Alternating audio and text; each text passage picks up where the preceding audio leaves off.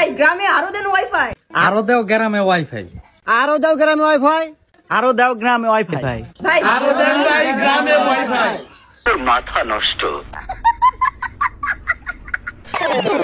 আরো দাও গ্রামে ওয়াইফাই। বর্তমানে এই ডায়লগটা পুরো বাংলাদেশে ভাইরাল। এই ডায়লগটা কার জন্য ভাইরাল হয়েছে আজকে আপনাদেরকে সেই ভিডিওটাই দেখাবো। যে ভিডিওটার জন্য আপনারা অধীর আগ্রহে বসে আছেন, অবশ্যই সেই ভিডিওটা দেখতে পারবেন। তো তার আগে আপনাদেরকে একটা কথাই বলবো, গ্রামকে তুচ্ছ করাটা কিন্তু মোটেও বুদ্ধিমানের কাজ হবে না। আমাদের দেশে কিন্তু ম্যাক্সিমাম মানুষ গ্রামেই বসবাস করে, হয়তো কর্মস্থলের জন্য শহরে অনেকেই বসবাস করে থাকি। তো গ্রামকে ছোট করাটা কিন্তু মোটেও ঠিক হবে না। যাই হোক, আমি আপনাদেরকে আজকে দেখাবো আরো দাও গ্রামে ওয়াইফাই এই ডায়লগটার মূল ভিডিওটা, যার কারণে আসলেই এই ডায়লগটা এত ভাইরাল হয়েছে। চলেন আপনারা সেই ভিডিওটা দেখে আসি। চা বানাই স্বামীর জন্য, আদা দিব, এলাচি দিব, চিনি দিব সামান্য, এক কাপ চা বানাই স্বামীর জন্য, এক কাপ চা বানাই স্বামীর জন্য।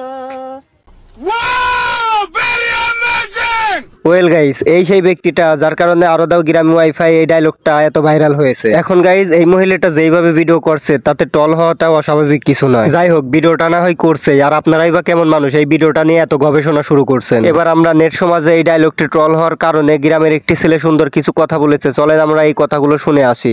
আরো দিবা গ্রামে ওয়াইফাই, আরো দিবা গ্রামে ওয়াইফাই, এইভাবে বইলা বইলা শহরের কিছু ছাপড়ি স্মার্টরা দেখলাম আমাদের গ্রামকে নিয়ে ট্রল করতেছে।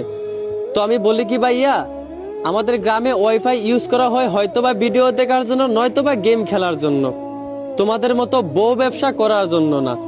তোমরা শহরের পোলাপানরা নিজের হাত পা থাকতেও নিজের বউর ফেস বিচ্ছা টাকা কামাও, আর আমাদের গ্রামের পোলাপানরা নিজের জীবনের বিনিময়ে হলো নিজের ইনকামে চলে, তবুও কোনোদিন নিজের বউকে ক্যামেরার সামনে আনে না। আসলে এগুলো গ্রাম অঞ্চলে দেখা যায় না বললেই চলে, কিন্তু শহরে দেখা যায়। অতএব গ্রামকে তুচ্ছ মনে করিয়েন না।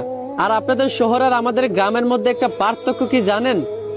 আমাদের গ্রামে একজনের ওয়াইফাই 10 জনে ইউজ করে, আর আপনাদের শহরে একজনের বউ 10 জন ইউজ করে।